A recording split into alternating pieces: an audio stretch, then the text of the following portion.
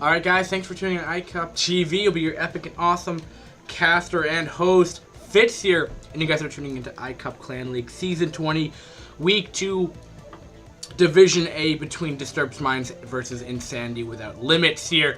And competing for the Insanity Without Limits, it will be the purple Zerg spawning at the 5 o'clock position on Tallcross. It will be Fenito.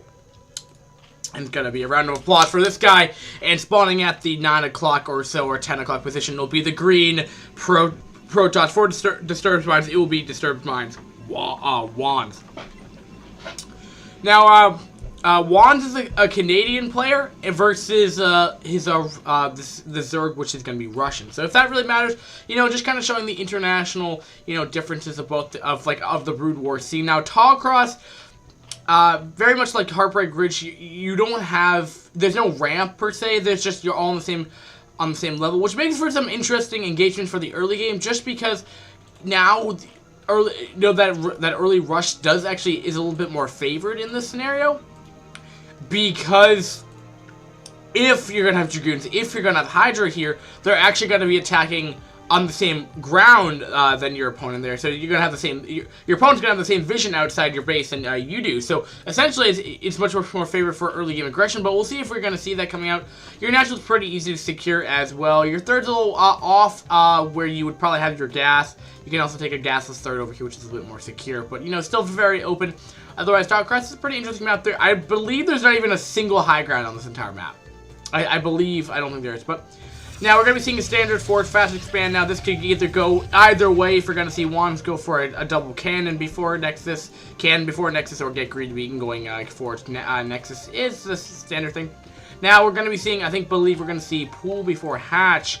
Hatchery before Pool, I'm sorry, and I'll just go quickly unreveal this map here. Now, for this game, Fenito's going to be averaging 201 APM compared to the Protoss, who's going to be averaging 221. So, around, you know, similar APMs. I mean, nothing to really speculate otherwise, to analyze otherwise on that scenario. But it looks like he's going to be going Nexus first, and you know, this is probably the right decision just because you're not seeing Pool before Hatch.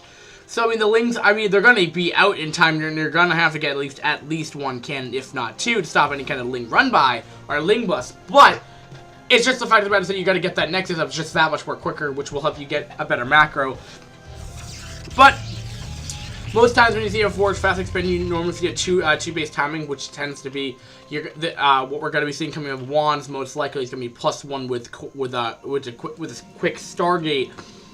And then that's going to be into Corsair, and then from there you'll probably get Storm or what have you. But we're going to be seeing the risky third build again. I don't really know what it's called otherwise, but we're seeing the risky third build like what we always see in ZVP. And so a lot of time, what Zergs will do in ZVP, at least as of lately, I'm not really quite sure what happened prior to 4 months ago before I started casting, but the fact of the matter is, and at least in the foreign Brood War scene, a lot of times Zergs will do this. They'll take a third, and the reason why I say it's the risky third build is just because how open it is. But what tends to happen when this forward fast expand comes on over here, you're just seeing more delayed tech. You're gonna see the Cybercore at least delayed by a minute 30, if not more, and we're still not even seeing a Cybercore up yet. So actually no, it just started. So yeah, but a minute 30-ish delayed here, and you guys can just see how open this space is. But you can, yeah. So it's very prone to early game aggression, but that also leaves the Protoss susceptible to a Hydra bust or what have you. So sometimes Protoss can't really do much about the third, but an aggressive and a player that knows what to do can really punish this build pretty significantly here, or could opt to go for some kind of interestingly different build. But I don't think we're going to be seeing that. WandS hasn't really showed any indication why he would go an other tech route, considering that he has almost enough for a Stargate as it stands. So we're seeing Zealot will be making his way across the map here, and actually, no, I'm surprised why Fenito hasn't actually put up a contain right now. Been drilling up actually pretty hard, doing a lot of droning right here, and going for an early lair. Really hasn't made many Lings at all. Really has virtually nothing, literally no aggressive units right here. like getting up like 4 lings. Like this is the most minimal amount in ZVP you could possibly go. So now, I mean, the benefit to this though is that WandS is going to be able to get up that Stargate if we're going to be seeing that. We'll be seeing a Stargate. There it goes down the Stargate. So this is a standard schmanzy what you're going to see in a ZV. Yeah, in a ZVP before. So you're just going to see, RoboBay, which is probably just going to be for Observer Tech, because you might be seeing... Now, with the layer done, we could either see Hydrogen or Spire. Spire is going to be to combat the fact that Stargate's coming up. And to most Zergs, I mean, of how much you shouldn't speculate, you should always try to get as much scouting information as off as possible. When you see... I mean, well, he's not getting +1 right now, but... If you see +1 and you see a couple of Zealots and you saw Fort Fast Expand coming up, that really indicates that they're probably going Stargate, unless they're going something crazy. But so Finito's just speculating that he's going Corsair. That's the reason why he's getting the Spire, is just to get the Scourge out to compensate, so that the so pretty much what we're going to be seeing is that the that the Corsair will not do so much damage. And the reason why you get Corsair for this reason is to continue to supply block your opponent. And you're gonna get Hydrogen anyway as a Zerg player. But what tends to happen is you delay enough so as a protest before a Hydra Burst does too much damage, which gives you enough time to get up like enough cannons, i.e. Citadel of Doom, which should be coming up. Ooh, we're actually going to see Reaver drop, which is actually not unorthodox what you normally see. At least it's drifting off from the standard build here. Getting +1 air weapons too, so kind of going for this different kind of build here. But what you tend to see is like Storm as a follow-up to this sometimes, but or just a couple more gateways. But Corsair are still roaming free right now. We'll be able to get 1 or 2 Overlord kills, and that will supply block Finito right here. And just proving to be really, really annoying here. He has yet to actually produce any, like, units. Okay, finally the Scourge are coming up here. Now, if you guys didn't know, magic number for Protoss for Corsair is 5. That meaning that pretty much they're able to just one-shot Corsairs. So Corsair are pretty much useless at that point in time. So if you're gonna go Scourge against Corsair, you need to attack before they get 5, or not behind cannons. But we will be seeing a Reaver drop here. Now, I'm not quite sure if Finito knows about this. This could be devastating if he's not ready for it, and he's getting shuttle speed, so this is definitely going to be a nuisance to deal with. But he will have a sunken up at the natural. Will he have a sunken up at the 3rd? He will, and no sunken at the main. So the main is very, very susceptible, but not to say a sunken with proper shuttle micro that could do some damage. But and Scourge is going to be checking over right here. Nothing really else has really been. It's been a pretty passive game so far for both players right here. Kind of poking in there with the Corsair, not really doing too much, and continuing to produce them. And that +1 normally is an indicator that they're going to continue to go Corsair here. So it looks like we might be seeing Corsair Reaver. This can be very annoying to deal with, especially when late game Storm comes into effect and play right here, because the Reavers do so much damage. Ooh, that shuttle is getting dangerously low on HP there, and he doesn't want to lose that. But like I was saying though, Reaver plus Corsair completely like destroys pretty much every kind of air unit Zerg pretty much has, except for Devour. But he's not going to get up Hive Tech anytime soon, and he's getting a +1 missile upgrades. Him meaning Finito here, and Finito I believe is taking, nope, that's just not another base right there. But like I was saying though, you have the Reavers, like 5 of them with, like, I mean obviously you're gonna have like standard Zealot and Dragoon in the mix, but the Zealots and Dragoons take up the damage, and then these guys do 125 HP when you get that crucial upgrade going, and that pretty much deals with any kind of the Hydra and etc. coming out of the Zerg there, and Lings for sure. There's simply counter-axle Lings there, and it's like enough to one-hit Hydra, and then you can use these to outrange Lurkers, and you can use them to outrange Hydra, and then you can just follow up with Storm. So like pretty much a Zerg army is pretty much useless.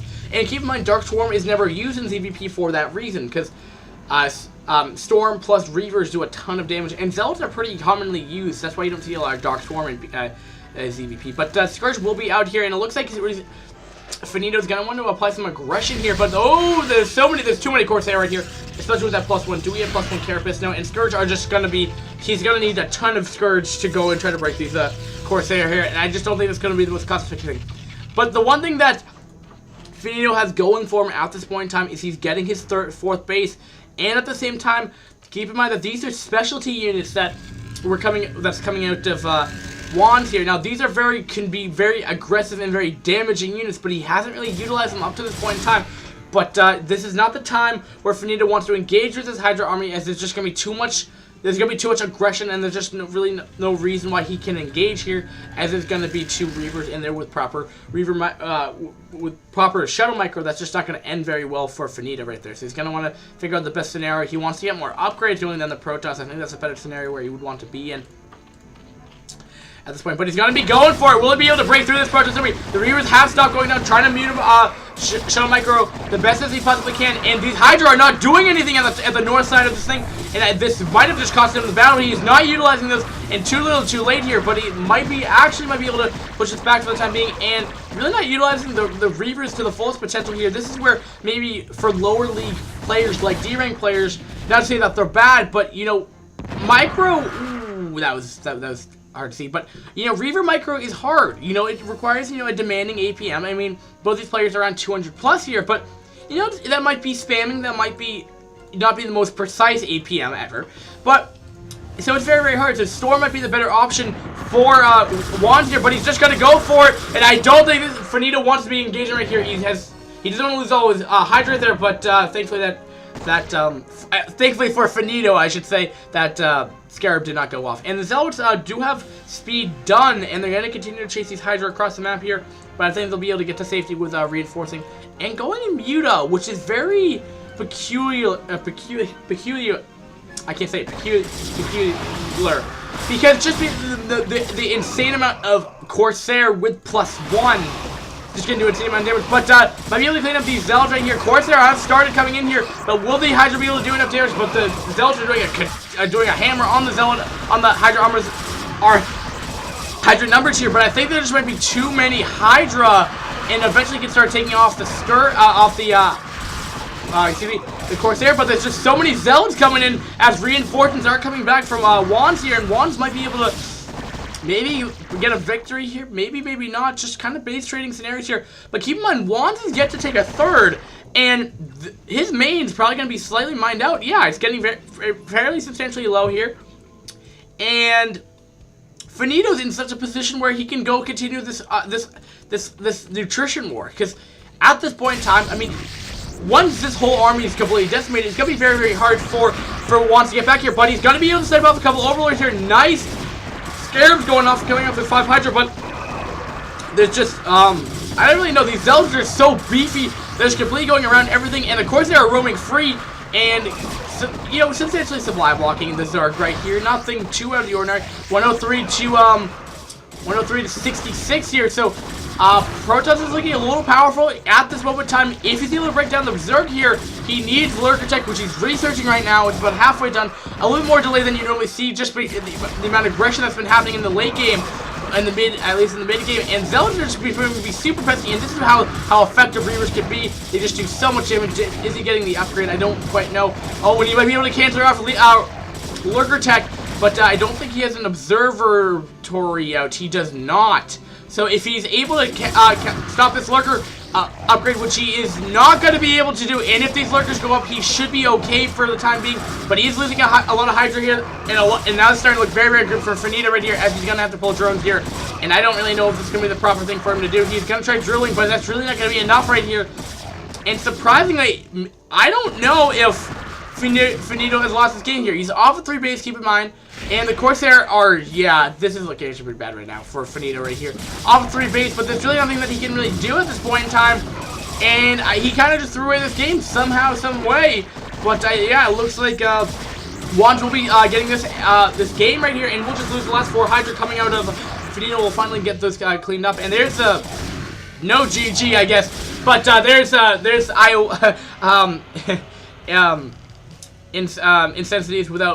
Insensity without limits. Leaving Fenito will be leaving the game right here. So pretty interesting game. The first parts of the game were very standard play right here, and we just kind of saw more of an aggressive opening here for both players. And I'll be interested if we go to the resources tab here for a second. I'm just going to be looking here. Fenito was ahead by around 3K in units and minerals spent, and I'm just And I'm just wondering, if Fenito's engagement went better in his direction, that this game would have looked very, very different here. There were no storms, keep in mind. If he's able to find a way to snipe off the Reaver or Corsair, I mean, keep in mind, with proper micro, it is very devastating to deal with. Very difficult to deal with Zealot. What we saw is pretty much with the composition with Zealot, Reaver, Corsair. It's very difficult to get around that if he's able to get rid of the Reavers, but the problem is he doesn't want to target fire them too much, because if the Zealots are going to start claiming, getting in there and doing a lot of damage. I think, Fenito, what you should have done, considering that the fact you were off of 4 bases, I don't know when your gas timings were, but for this scenario, I don't really care about the actual timings of your gas for your 3rd, 4th bases. I say, if you need more gas to get the Lurker upgrade, go put 6 drones on your 3rd and 4th bases on the gas. 3 on the 3rd, 3 on the 4th to fully saturate the gas just to get the Lurkers going here. That would have looked substantially more different if you had the Lurkers there. Zealots would have melted away, and that's probably what you would do to compensate, at least for the Zealots point of view. Muta probably one of the best scenario either, just because of the high. I don't know why. Maybe you were thinking something maybe for Muta perhaps later, but the fact of the matter is you weren't on Hive Tech. There's no point to go Muta since WandS was going a heavy Corsair build. He was going Corsair Reaver, which he's gonna have at least a control group of Corsair, and not only that, he had +1 on his air upgrades. You didn't have +1 Carapace to compensate. If you're gonna go air, at least get +1 Carapace if you're gonna be getting that. But we didn't see that, so you kind of fluctuated what kind of units you were going, and then you were like, oh, I can't go Muta, and it's something you really can't do in Brood War. You kind of know. Once you go with something, you kind of have to stick with it, especially when the aggressions continue on. Maybe to the late game you can transition out of it, but when both players are in total war mode, meaning that they're not producing any tech, they're just producing units here. That is something very, very difficult. And if you had Lurkers, and if you had Lurkers faster, because if you didn't get the Muta out, those engagements in the center before WandS get to your base, that would have looked substantially more different because you had the Lurkers there, which would have to force WandS back, which give you more ability to go at least get another wave of like 18 Hydra. That would, I mean, imagine 18 more Hydra. Imagine what that would have done, considering the fact that there was no storm. So yeah, Reavers are really good against Hydra, but that's just a way to compensate for the fact. But I think I'm overanalyzing this game. I think you played well. I think you just may have slipped up a little bit. Things that you probably could have ultimately won the game with, just poor decision making. But that's okay. It happens to everyone. It happens to me every game, so don't feel bad.